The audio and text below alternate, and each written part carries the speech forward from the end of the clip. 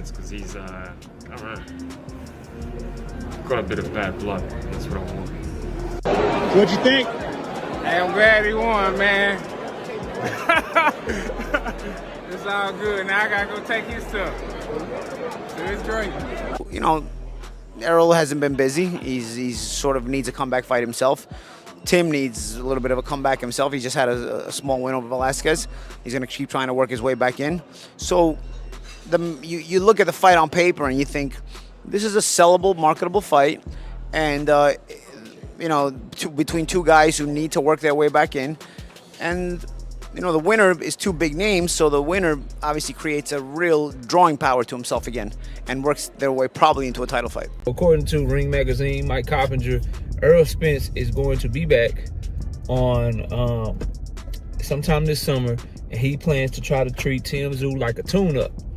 Tim Tszyu is going to have a tune-up fight to get ready for Errol Spence, and they're supposed to get it cracking, and I think this is a perfect opponent for Errol Spence. The announcement dropped like a bombshell. But instead of celebration, there's tension in the air. Errol Spence Jr. is officially set to return in the summer of 2026 after 3 long years away from the ring. Standing across from him, Australia's heavy-handed warrior, Tim Tszyu. On paper, it's a blockbuster showdown, explosive styles, redemption on the line, and pure violence guaranteed. But beneath the hype, there's fear. This isn't being hailed as a triumphant comeback. It feels more like a dangerous gamble. After years in the shadows, Spence isn't just stepping back into competition, he's challenging time, damage, and the frightening possibility that his body may no longer be built for war. You think Spence makes a comeback, and he's a Texas rep. I'm getting to the point where I feel like he's not going to make a comeback. I respect all fighters, as y'all know. And if you don't know, I'm sure people know that I'm friends with Terence, and I'm because I know people expect to see Bud on here way more than they do.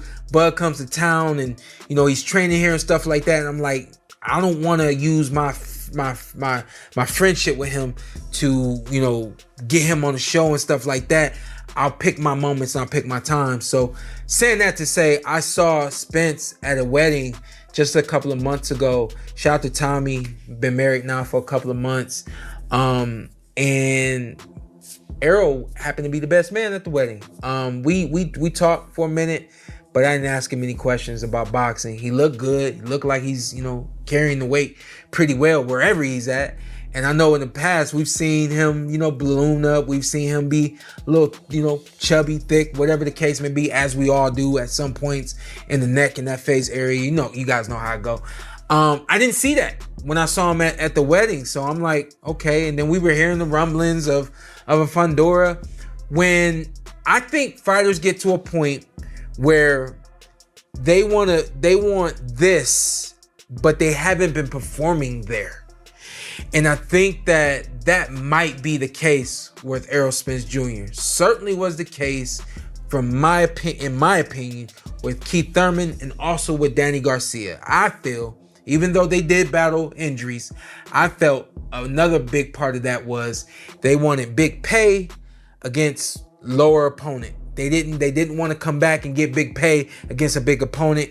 It's a part of the game. And I got a feeling that that's what Errol's looking at right now. I think to understand the anxiety surrounding this fight, you have to rewind to July 2023, the night Terence Crawford dismantled Errol Spence Jr. in devastating fashion. That wasn't just a defeat. It was a brutal unraveling. Spence didn't simply lose belts. He lost the invincible aura that defined his dominance. He absorbed punishing shots that don't just hurt in the moment, they linger. The kind that shake a fighter to his core and leave fans questioning what's left afterward. The arena fell silent that night, witnessing not just a loss, but a transformation.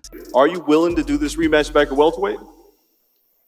It's something I got to talk to my management about, but hopefully it's at 154. How was this particular weight cut? Was it a very difficult one, or did you feel at ease with the weight cut?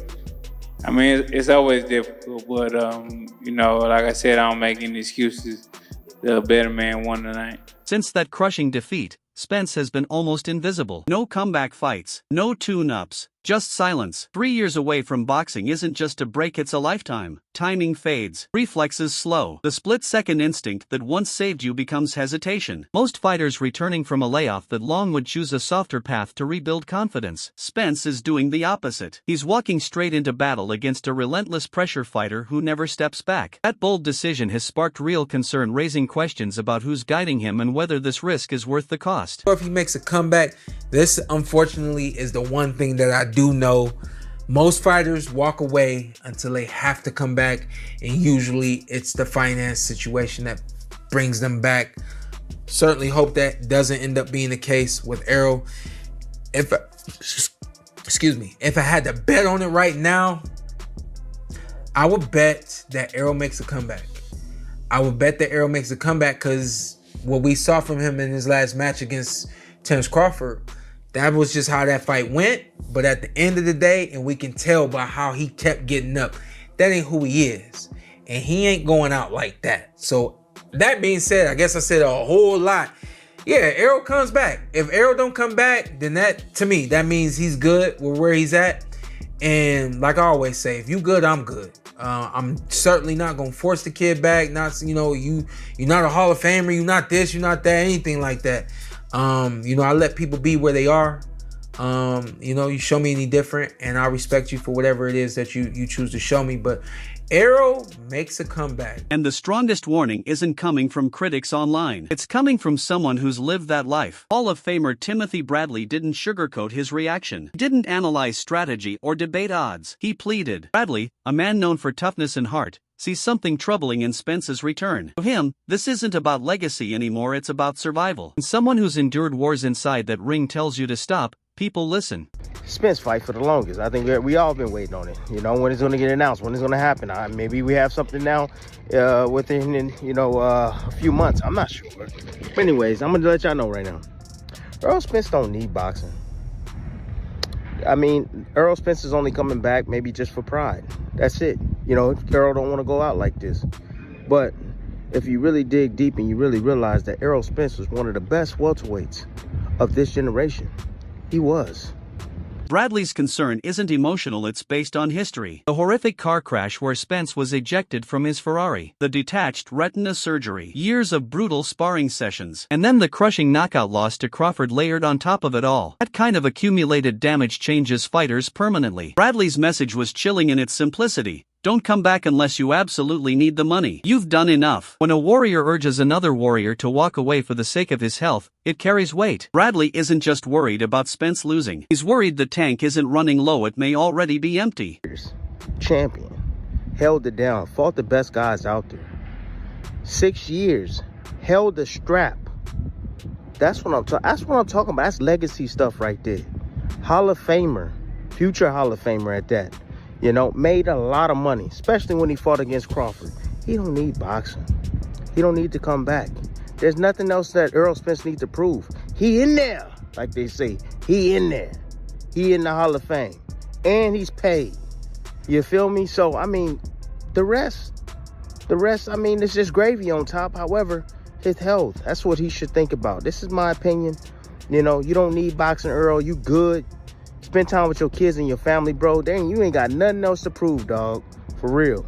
You made your mark in the sport. If Tim Tszyu fought Errol Spence Jr., who would win? Who do you think would win? Because again, it's too many variables with Spence. The one positive variable is he says at a 154 he's going to be stronger. He doesn't have to struggle to make the weight, and he was, it was pretty known news around the business that Spence struggled a lot to make 147. So the one positive, the argument for Spence is at 154 he's more fresh. He's going to be able to breathe a little bit into his body, and it'll be a better version of Errol Spence.